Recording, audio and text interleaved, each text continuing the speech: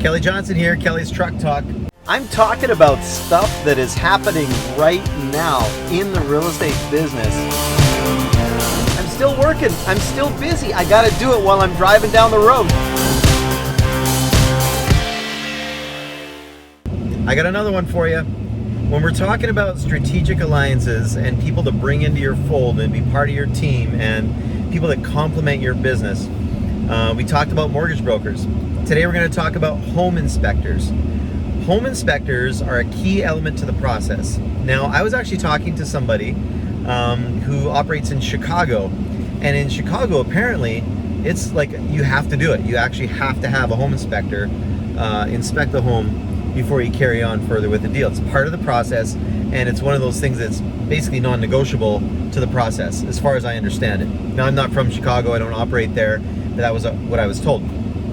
And that person was kind of enlightened that it was actually an option for a buyer to get a home inspection done. So it is an option, but as a professional, in like 98% of the cases, we should advocate that they get some sort of home inspection done. A couple advantages out of that. One is they get to know their home. They get to understand the little nuances of the home, where the water shutoffs are, where the furnace shutoffs are, where, you know, little wacky things about the house.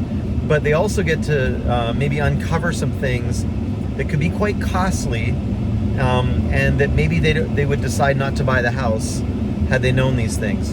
They can uncover other things and check for moisture. They have moisture meters now, and they can check for different things that would be hidden in most cases. So really important to get home inspections done. Building code has changed, and it changes for different areas, different climates, all that kind of stuff. So the building code that the builders had to adhere to in the 50s is way different than the 70s, and that's way different from the 80s, and that's way different from the 90s, and here we are in the millennial era, and you know, building code keeps changing all the time. Our climate, we have all 4 seasons, so the building code is put together to combat a lot of the issues that happen with the 4 seasons.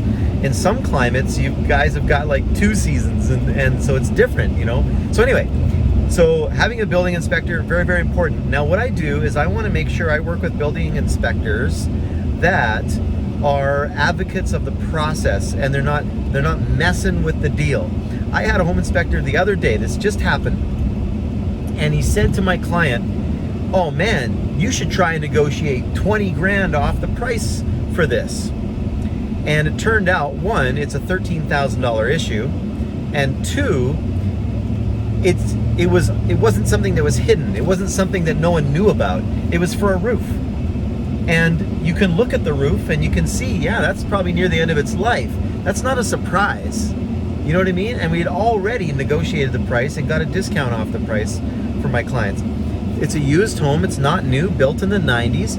So why is that home inspector saying that? What he's doing is he's putting an unrealistic expectation into the buyer's head that I now have to combat through the process, because I know that that person is getting a good deal on that home. There is 3 people right now waiting in the wings for our deal to collapse so that they can sneak in there, and they're going to probably pay higher than my client negotiated. He just snuck in there right at the perfect time. We got in there, we made it happen. It was awesome.